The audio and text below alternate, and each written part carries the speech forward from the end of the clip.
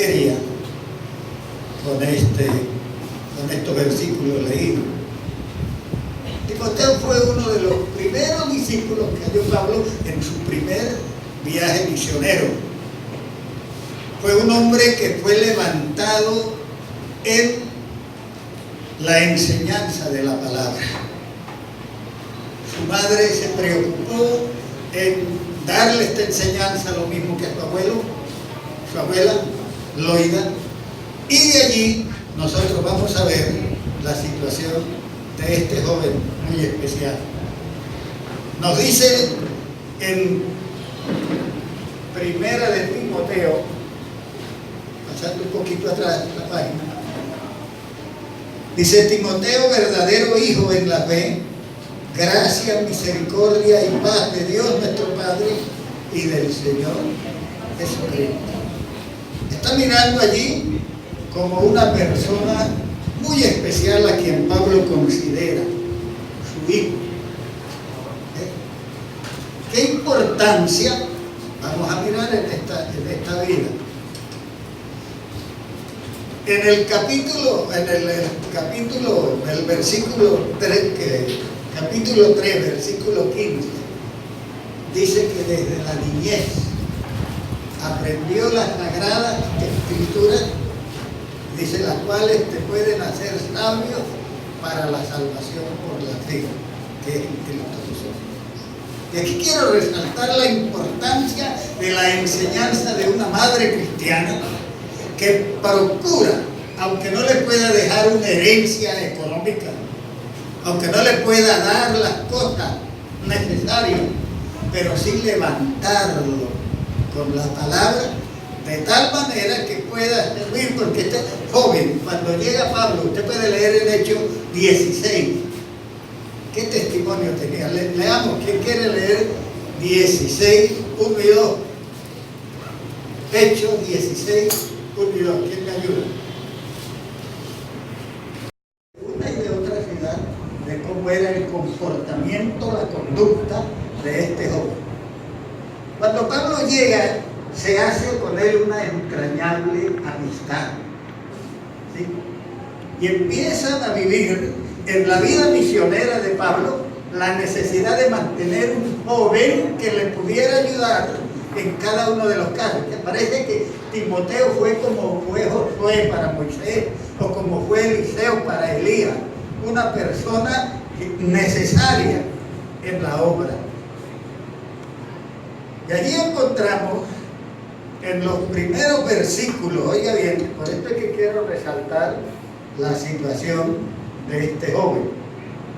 En los primeros versículos, en el versículo 2 dice: Timoteo, verdadero hijo, gracias, misericordia y paz de Dios nuestro Padre y del Señor Jesucristo. Doy gracias a Dios, al cual sirvo desde mis mayores con limpia conciencia, de que sin cesar me acuerdo de ti en mis oraciones noche y día, deseando verte al acordarme de tus lágrimas para llenarme de gozo, trayendo a la memoria la fe no fingida que hay en ti, la cual habitó primeramente en tu abuela Loida y en tu madre Eunice, y estoy seguro que en ti también. Estamos mirando la situación de un joven que desde su niñez recibió la enseñanza de las Sagradas Escrituras. La Biblia dice: instruye al niño en su camino y cuando sea grande no se apartará de él.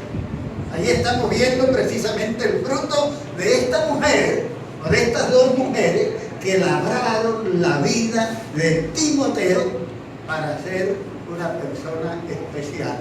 Cuando Pablo llega ya a Listra, se encuentra con este discípulo de muy buen testimonio, porque todos los hermanos daban testimonio de él, de que era una persona correcta, de que tenía una conducta intachable, que tenía un modo de ser especial.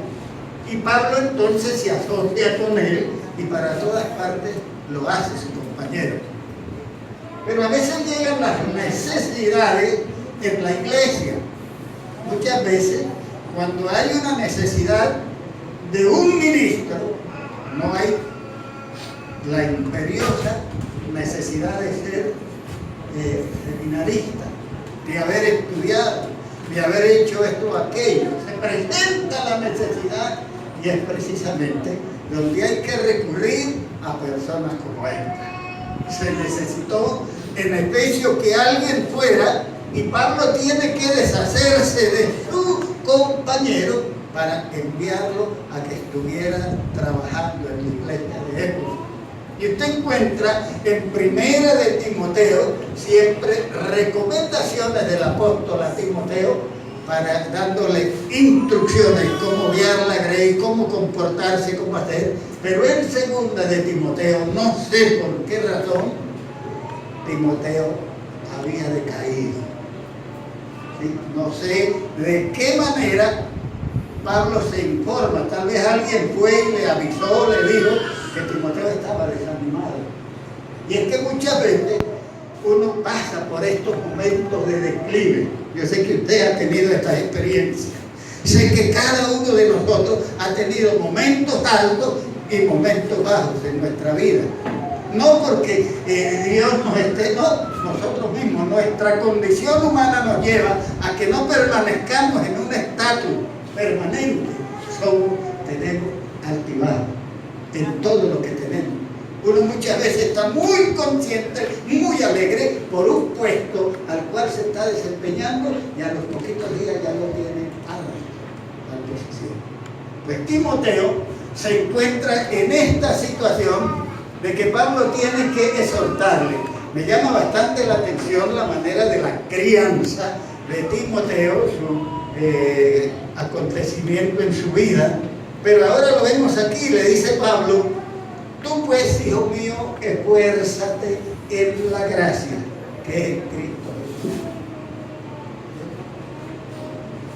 Una alta dosis de ternura.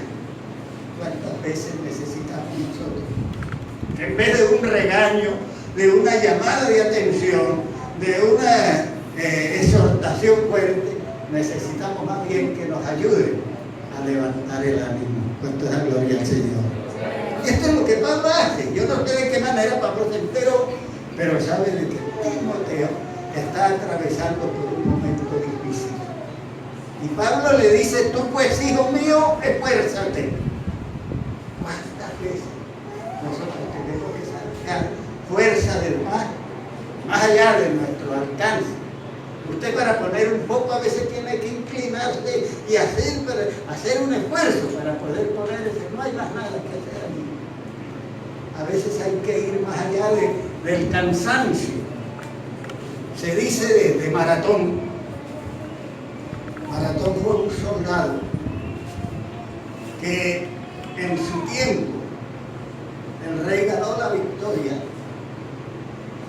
sus generales, y este hombre, cuando supo que habían ganado la victoria, corrió 40 kilómetros para llevarle la buena noticia al rey que habían obtenido la victoria en el campo de batalla.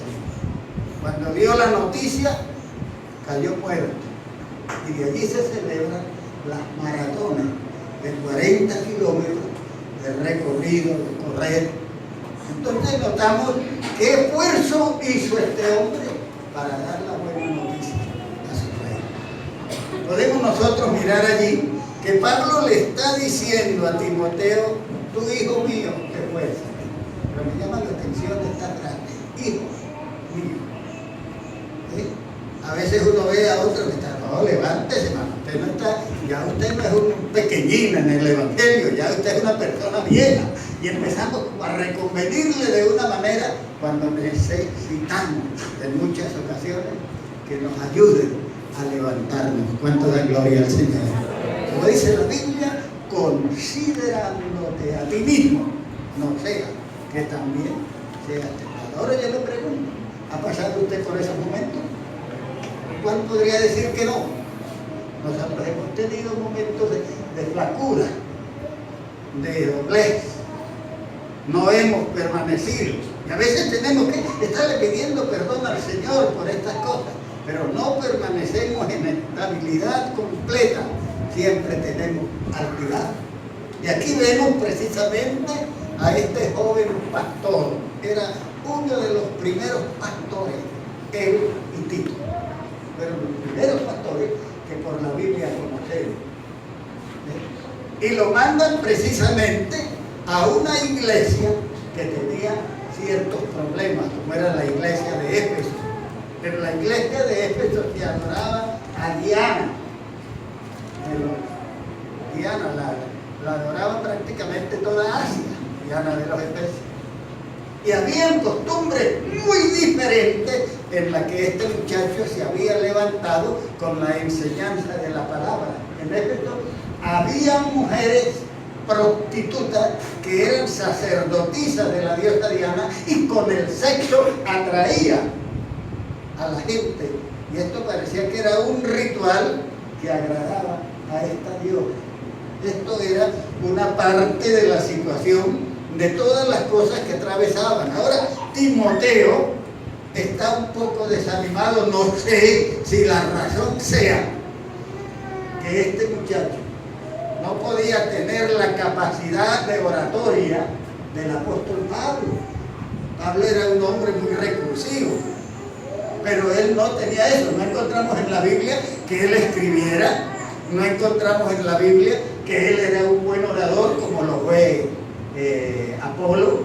No encontramos en la Biblia ninguna parte que nos diga de esto, sino más bien fue alguien que le encargaron por la extrema necesidad que había en esa iglesia, de alguien que pudiera conducir a los hermanos de la iglesia en Éfeso. Ahora bien, en el tiempo de Pablo, el 95% de la gente no sabía leer. Los que tenían la facultad de hacerlo eran considerados como personas muy especiales. No había libros, no había ninguna clase de comunicación del Evangelio. Se desconocía la vida de los demás personajes que hoy en día tenemos. Hoy en día usted puede llegar a una librería y encontrar libros, buscar, porque están atestados de texto de teología, enseñanza de toda clase, y uno puede ir y encontrar, y el que no quiere entonces puede buscar en internet y tiene material para predicar. Pero ¿qué material podía tener Timoteo si en ese tiempo ni siquiera se podía llevar la Biblia como la tenemos hoy? Sino que tenían que ir a la sinagoga, y en las sinagogas habían ciertos pergaminos que guardaban, no todos los libros de las Sagradas Escrituras. Entonces leían eso, y lo que podían tener en la mente era lo que podían enseñar. Hoy en día nosotros podemos hablar de Timoteo, cosa que en ese tiempo no se podía.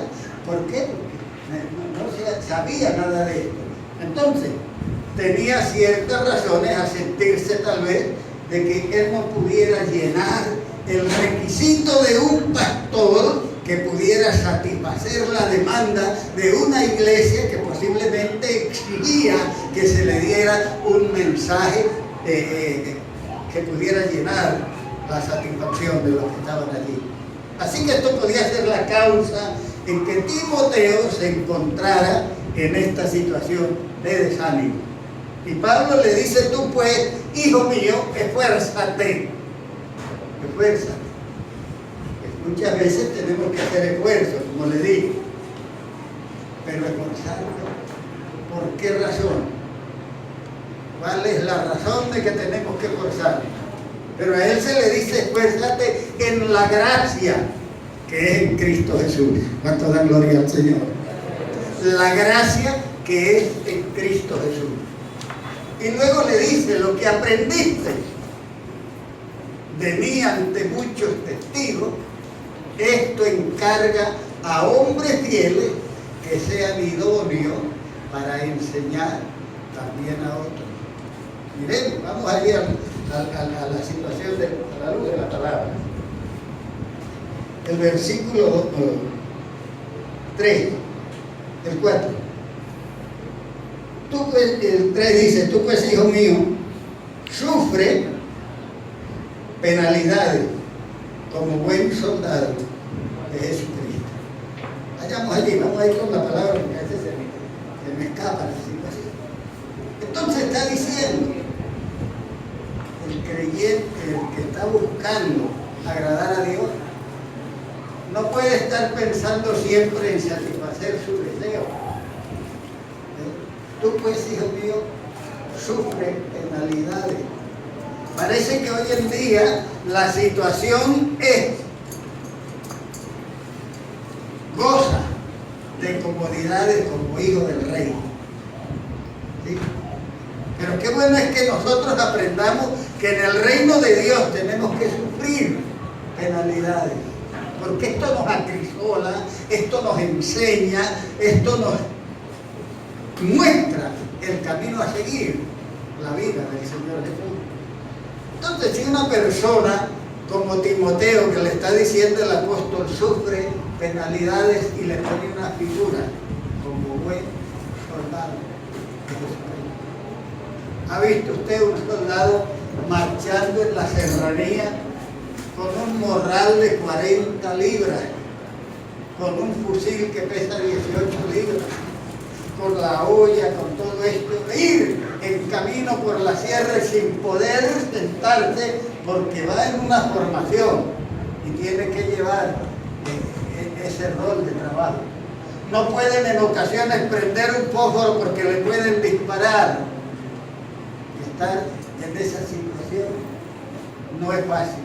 La vida de un soldado es lo más rígido que se puede llevar cuando está en orden público, cuando está en una situación de problemas como aquí con la guerrilla. Entonces el soldado pasa por muchas necesidades. Tiene la dificultad que no le puede recibir una gaseosa a una persona porque no sabe que le puedan echar. No le puede estar haciendo, a veces le dicen, si usted ve a un familiar suyo que lo saluda, no le conteste, usted siga. Esa es la vida de un soldado. Un soldado tiene que pasar por muchas vicisitudes. Pero nosotros vemos allí que le dice a Timoteo, sufre penalidades. Estamos acostumbrados a una vida fácil. Realmente, para compararnos con un soldado y un buen soldado, porque no puede ser una persona que sea de la milicia común. Hay soldados regulares, hay soldados buenos y hay excelentes. ¿Cuántos dan gloria al Señor? Y Dios busca la excelencia. Dios no quiere que nosotros seamos personas de lo común. Él quiere algo especial de nosotros. Y Pablo le dice, tú pues sufres penalidades como buen soldado de Jesús. Un soldado es mucho sufrimiento que tiene que atravesar, aguantarse aguacero, pasar por ríos crecidos, aguantarse la situación de los jefes, de los comandantes, vivir una vida prácticamente en miras de qué. ¿Qué recibe un soldado? Por portarse bien. ¿Qué recibe un soldado por tener un buen comportamiento? Puede que le salga una condecoración o alguna cosa en la hoja de vida, pero no más. Pero cuando nosotros pensamos en ser buen soldado de Jesucristo, es porque vamos a obtener un galardón. ¿Cuánto dan gloria al Señor? Entonces, esta es la situación en que se estaba enfrentando este muchacho. Y Pablo le dice, sufre penalidades. Hoy en día no tenemos eso de sufrir por causa del Señor. Queremos todo fácil. He oído y he visto en los años de experiencia que tengo que la gente está buscando cuánto pagan allí y qué beneficios hay. Si a mí me llaman para ser pastor, ¿qué hay? ¿Qué es lo que tengo allí? ¿Cuánto es la liquidación? ¿Cuánto es esto? Entonces se está buscando prebenda. En este tiempo, Pablo no le daba ningún sueldo a Timoteo. En ocasiones, muchas veces, se siente uno frustrado por la situación de la incomprensión de la gente.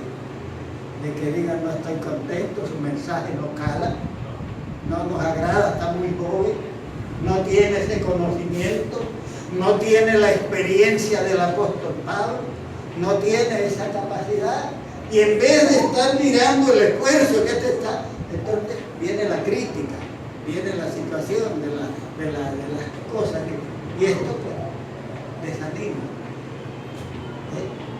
desanima al creyente o desanima al pastor. ¿Cuántas veces habremos tenido motivo de que el pastor donde está se sienta con ganas de tirar la toalla, de colgar los guantes? Ya no quiero seguir. Aquí somos desagradecidos en cuanto a esto. La Biblia por eso manda en el libro de Hebreo: amad a vuestros pastores.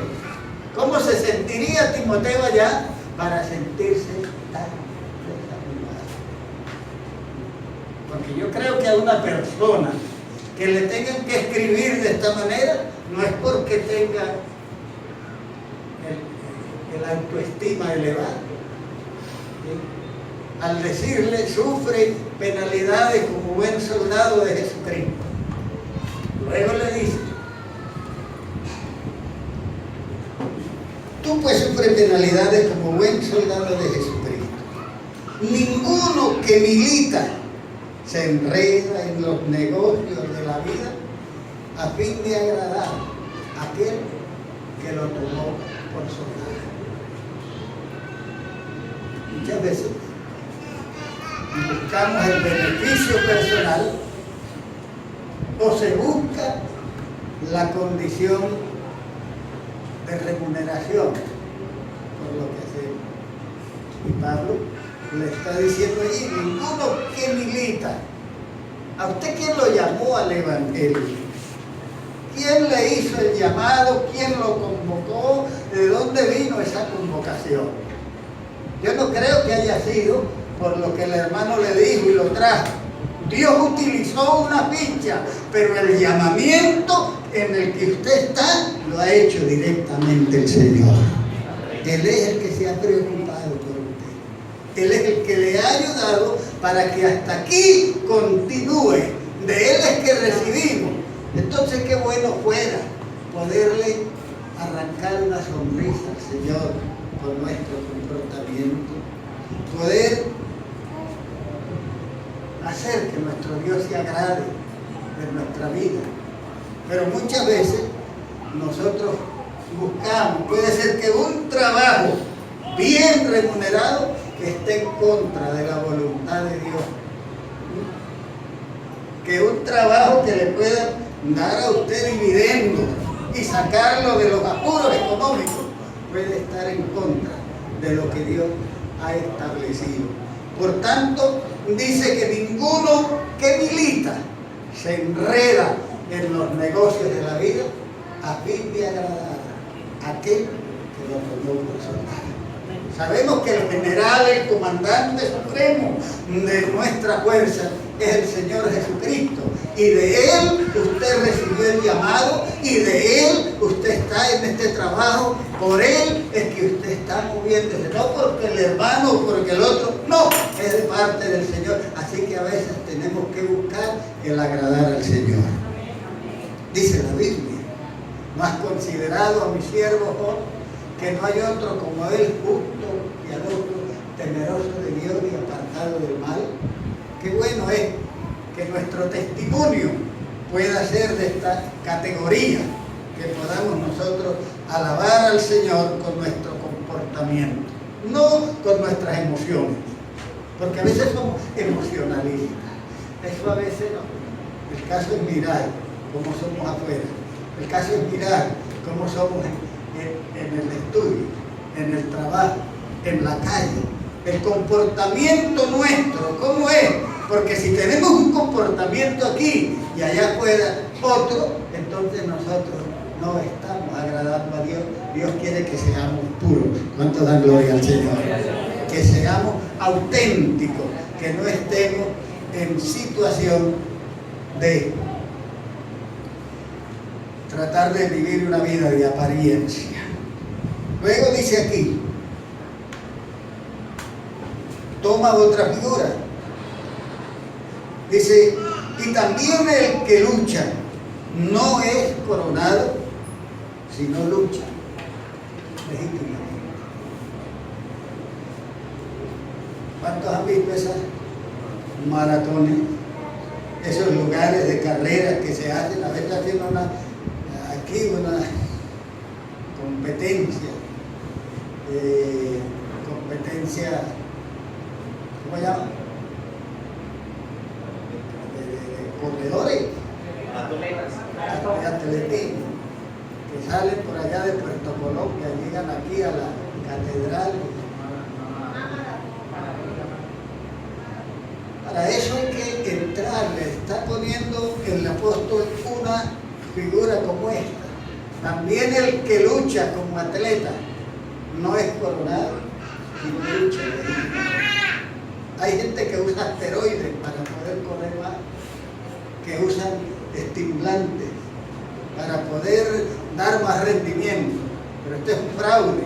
Cuando la gente se entera de esto, o un ciclista o un deportista que está usando de esta manera sin su propia fuerza, sino con algo que lo lleva a que desarrolle más por los estimulantes que usa, eso es un fraude. Y la Biblia dice que ninguno, nos dice allí, también el que lucha como atleta no es coronado, sino lucha legítimamente. Supóngase que venga la carrera desde allá y aquí al finalizar se cuele alguno y llegue primero. ¿Sería justo? No. A mí me pasó un caso en el ejército. Llegamos un poco tarde a almorzar. Y cuando llegamos al teniente oficial de servicio, vengan acá, éramos como 7. Vuelta al polígono por la derecha, carrera mar. Los 3 últimos se doblan. Y el polígono quedaba como de aquí a la iglesia de las Nieves, para ir al que más corre y llegar primero. Porque el que no llegara a tiempo, uno se gastaba 1 hora prácticamente en ese recorrido. Que era por la derecha, tras de llegar al polígono, llegar al aeropuerto, pasar al polígono allá. Había que darle la vuelta por la derecha conforme la orden del teniente, y el que llegara de último, otra vez le repetían la misma dosis. Yo era muy malo para correr. Eso me sacaron una ventaja, los demás como 4 cuadras. El más malo me sacó como 4 cuadras. Así que, como yo trabajaba en sección técnica, era donde se arreglaban los carros y esto, venía a Cabarcas un amigo mío que era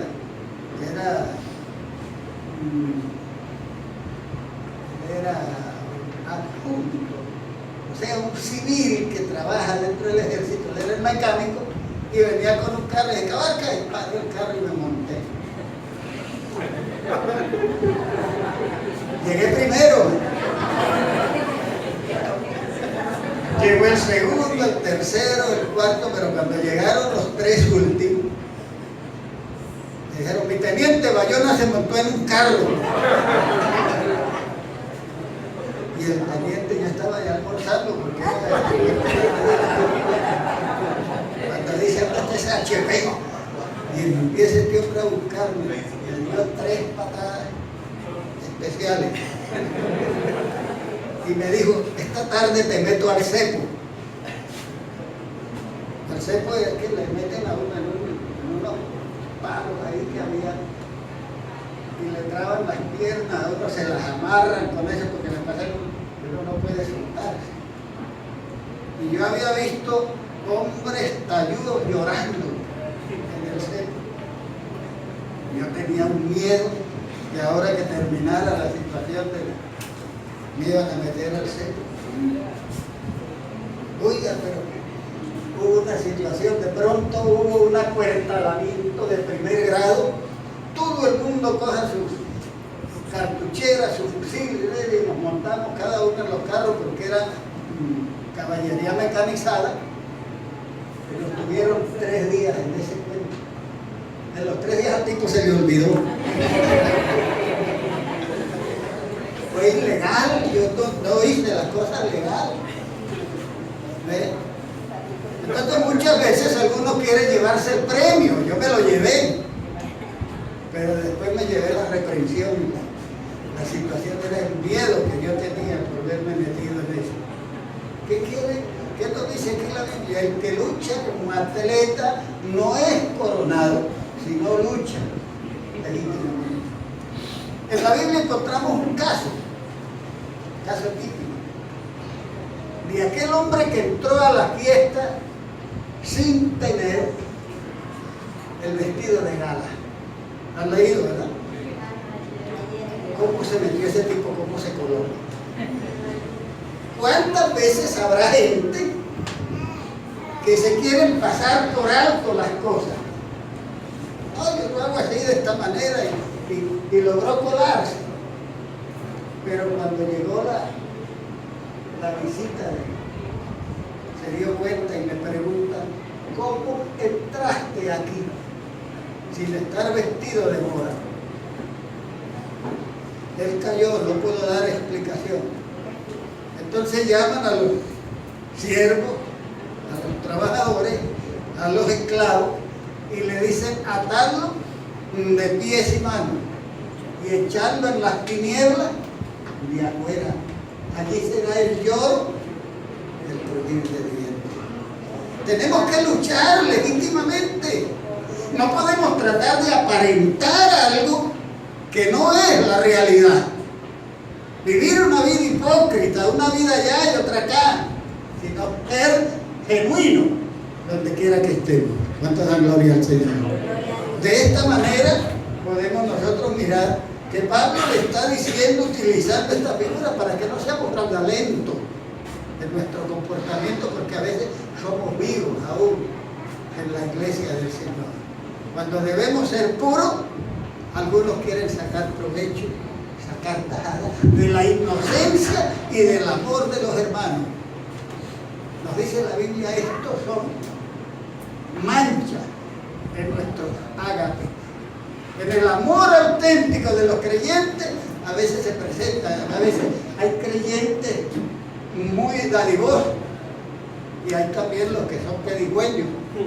Entonces aprovechan esta situación y siempre están. Aquí muchas veces yo encuentro aquí un señor que a veces viene, se presenta precisamente cuando están saliendo de culto. Dice, hermano, qué bueno estuvo el culto. Claro, cierto estuvo. Lo que quiere es que le den la partida de siempre. Yo creo que ustedes lo han visto. Siempre viene con ese mismo a decir, y a veces no. Entonces, hay gente que quiere sacar provecho de las cosas en el Evangelio. Allá en Santa Marta había un hermano, yo creo que yo les he dicho esto, muy bueno. Ya murió el hermano. Tenía un taller de bicicleta. Él fue una vez a predicar a Guacamayal y nos alegramos con la visita del hermano. De pronto a mí se me ocurrió ir a saludarlo. Llegué, hermano Juan, mi hermano, qué bueno verle, que no sé qué. Era hermano, siervo. Él era así, siervo. Aquí en el almacén, aquí vecino. Dígale a la dueña que le dé 2 pares de zapatos para su esposa y 2 para usted. Yo llegué y fui y dice, hermano, sí, le dije, el hermano Juan, sí. Me buscaron los zapatos que me gustaron, yo di el testimonio en la iglesia. Cuando llegué a la iglesia, le dije de la situación del hermano y dicen algunos, él es así, hermano, él es así. Entonces de pronto llegó alguien allá de los que oyó el testimonio y dice, hermano, el Señor me ha mostrado que me deje una bicicleta. Y una bicicleta buena, porque es para visitar al Señor. Y el hermano le dijo, dile al que te dijo a ti, que me diga a mí, y no uno, te puedo dar 2 o 3, pero que me diga es la misma.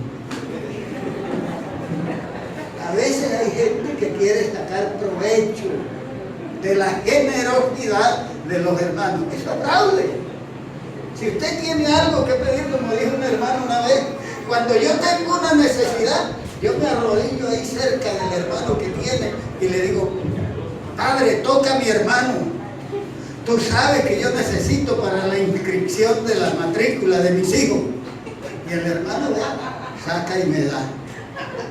Esa es mi besa. Pídale directamente a Dios, que Él es el que sabe qué necesidad. No utilicemos de cuestiones, porque esto no le agrada al Señor. ¿Sí? Entonces, el que lucha como atleta, ¿cuántos quieren ser coronados en la competencia que tenemos? ¿Usted quiere recibir una corona? ¿Quién no? Ya la tenemos. Pero la Biblia dice: cuida tu corona. Pero dice allí que el que lucha como atleta no es coronado, sino lucha legítimamente. En los tiempos de Pablo le daban una corona de laureles, o sea, tejían una rama de laurel y se la ponían como insignia de ganador. Eso es lo que le daban. Ya se lo cargaban en hombros y lo mostraban, pero no había premio. El apóstol Pablo dice que nosotros debemos correr para obtener la corona, no corona corruptible, porque eso se marchitaba, a los poquitos días se le caían las hojas y quedaban las ramitas allí, sino luchar por una incorruptible. Nosotros tenemos que vivir una vida que agrade al Señor en todo lo que hacemos. ¿Cuánto da gloria al Señor? ¿Por qué? Porque estamos en una competencia. Son muchos los que hay, pero cada uno sirva donde Dios le ha puesto. A veces queremos nosotros como desbancar al pastor. Hay muchas ocasiones. Allá en Venezuela hubo un hermano, el hermano pastor, ¿cómo llamaba el pastor allá? Cristóbal. Le dijo al hermano: a ti te voy a dejar como pastor de la iglesia. ¿Para qué fue eso? El hermano se le dijo: lo que vas a hacer, hazlo pronto. Si lo vas a hacer, hazlo ya. Y empezó hasta que dividió la iglesia y el hermano echó a perder la bendición que se le tenía. Entonces nosotros a veces nos desesperamos en la situación y muchas veces tenemos que tener paciencia para poder recibir lo que Dios tiene para cada uno de nosotros. Pablo toma otra figura y dice que el labrador, para participar de los frutos, debe trabajar primero. Con esas expectativas cada persona trabaja para tener una liquidación al final de su trabajo. Por eso se trabaja para que cada 30 se pueda recibir la mensualidad. A veces queremos como que se nos adelante y nos está poniendo una figura del trabajador, del labrador que siembra. Y una persona que siembra una mata tiene que esperar a su tiempo que pueda dar fruto, tiene que cuidarla y tiene que estar allí permanentemente dándole la asistencia técnica para que pueda dar fruto. Qué bueno que cuando uno siembra un palito de papaya tan débil, ¿sí?, se le empieza a ir creciendo. Pero hay que cuidarlo, hay que estar pendiente de cuando ya empieza a dar su fruto, nos sentimos satisfechos de tal labor que hemos hecho. Pero ¿qué hubo que hacer? Esperar. Queremos a veces que Dios nos dé el premio ya y todavía no es el tiempo, porque nosotros vamos a recibir la premiación cuando Cristo venga. ¿Cuánta da gloria al Señor? Cuando Él venga, dice entonces que cuando Él se manifieste, entonces nosotros seremos manifestados con Él en gloria. Y va a dar a cada uno de acuerdo a su obra, de acuerdo a lo que haya hecho, de acuerdo al trabajo. Nosotros a veces queremos que se nos den las cosas como acostumbramos a los pastores, pero tenemos que trabajar. Usted tiene una labor que hacer, un trabajo que realizar, una obra que llevar a cabo. La predicación del Evangelio. ¿Cuántas veces le dejamos esto al pastor? Que lo haga él. Él es el que está a cargo. Y nosotros que podemos hablarle a otros y con el testimonio nuestro alcanzarlo, nos estamos quedando quietos y no hacemos la obra a la que Dios nos ha encomendado. Él nos dice, por tanto, id y haced discípulos, bautizándolos en el nombre del Padre y del Hijo y del Espíritu Santo. Hace usted discípulos. Por tanto, id a todas las naciones, enseñándoles, predicándoles. Y, pero vamos, ¿estamos dispuestos a hacerlo? Tal vez no lo hacemos. Y Pablo le está diciendo aquí a Timoteo, porque había flaqueado. Muchas veces nosotros queremos como tirar la toalla, colgar los manos, decir hasta aquí, ay, no quiero más. Y esto le ocurre mucho a los pastores que a veces van a congregaciones reclameadas, pastores que llegan a otra parte, por lo menos hay iglesias que son asambleístas, y es la asamblea la que manda. Y cuando el pastor no cae muy bien, se reúne la junta y le dice, no sirve, pastor, no sirve. Le vamos a dar un mes para ver si mejora. Y una persona trabajando en esa presión no va a rendir. Qué bueno es que el pastor se encuentre apoyado por la congregación, que cuando la cite a una reunión, allí estén, que cuando se diga de una campaña estén los hermanos dispuestos. Pero qué triste que uno llegue a una iglesia y luego invita a todos y llegó la hora y no ha llegado ninguno. Pasó el tiempo, sale a la puerta, mirad cuántos vienen, no han llegado. Esto desanima, y se está matando un ministerio que en otra parte puede ser útil, pero que allí la congregación no le ha correspondido. Esto enfría, esto le quita el anhelo del ministerio al pastor. ¿Por qué? No cuenta con el apoyo. Posiblemente esto le estaba pasando a Timoteo. Yo no sé de qué manera Pablo se enteró.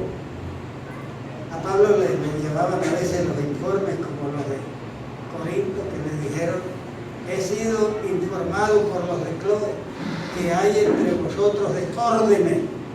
No fue una carta, no sabemos de qué manera se entera Pablo, pero él está utilizando los medios que pueda llevar a este muchacho a levantarle el ánimo. Luego dice, considera lo que te digo y el Señor te dé entendimiento en todo. Es bueno someter a consideración la situación. Ese consejo es hábil, esto me conviene, esto está de acuerdo a las Escrituras, esto agrada al Señor. Y mirar, hermano, que debemos hacer lo posible, oiga bien, lo posible, por agradar al Señor. Considera lo que te digo y el Señor te dé entendimiento en todo. A veces necesitamos este entendimiento, a veces necesitamos esta fuerza que nos pueda levantar el ánimo para seguir adelante, para continuar en la obra, como que a veces ya no queremos seguir. Pablo toma una cantidad de figuras aquí para darle aliento a este joven que estaba desanimado. Yo le pregunto, ¿se ha usted desanimado alguna vez en la obra? Tal vez de ser creyente, tal vez porque ha tenido una discusión con otro hermano, tal vez porque no le dieron oído al consejo que usted dio y le pase como a Aitofel, tal vez porque no encontró el apoyo que usted traía, usted quería hacer algo para la iglesia, pero los hermanos no le prestaron la atención, no vieron tan necesario, pero para usted era imperante esa situación, y eso lo desanima. Eso nos lleva a vivir un momento de decadencia. A veces tenemos que entrar a considerar, analizar la situación. ¿Esto me conviene? ¿Me sirve a mí que yo esté deprimido, que yo me encuentre en tal situación? ¿O estoy afectando el ánimo de los otros? porque a veces hay críticas en la iglesia, a veces hay murmuraciones, y se tiende una raíz de amargura que ha sido sembrado por otro, porque empiezan a criticar. Y cuando viene esta situación, afecta a la iglesia. Y la Biblia dice, ojo, no sea que una raíz de amargura venga a contaminar a otro. Quiere el Señor que la iglesia esté sana, que la iglesia sea un cuerpo que goce de salud, que tenga todo el bienestar de salud espiritual, y no que empecemos a buscar por otros medios la manera de poder levantar. La única forma que nos ayuda es lo que el hermano Alberto y la congregación aquí están haciendo, la oración. ¿Cuánto dan gloria al Señor? La búsqueda de Dios en los tiempos de crisis, en los tiempos difíciles, poder hacer como cuando la iglesia encontró que su principal protagonista, que era el apóstol Pedro, lo habían tomado preso y lo iban a matar. Pero dice la Biblia que la iglesia hacía sin cesar a Dios por Pedro, y de pronto un ángel se va y lo saca de la prisión, abre todas las puertas y Pedro se aparece allá. Cuando lo ven los hermanos no quieren creer, están orando para que lo suelten, y cuando lo ven no pueden creer la situación. Creían que esta muchacha Rode era una loca, pero Dios responde al clamor de la oración. ¿Cuánto es la gloria al Señor? Al clamor de la iglesia. Por eso, hermano mío, nosotros en vez de criticar debemos orar y pedir al Señor que ayude, que nos dé la fuerza para seguir adelante, porque nosotros tenemos esa dificultad, no somos permanentes, no somos estables, somos personas que divagamos, que estamos en una claudicación permanente.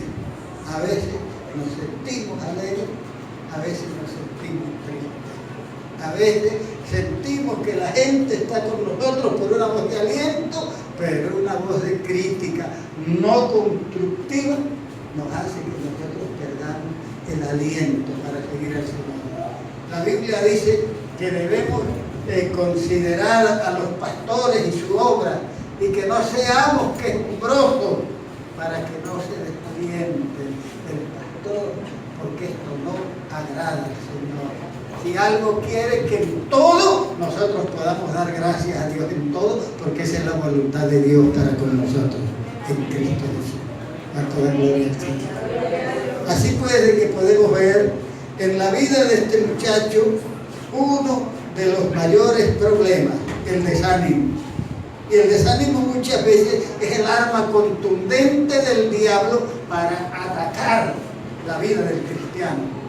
En la antigüedad, en el pueblo de Israel, la gente se desanimaba y empezaban a murmurar, y Dios se despertaba en ira. En ocasiones les mandó víboras ardientes que los mordieran.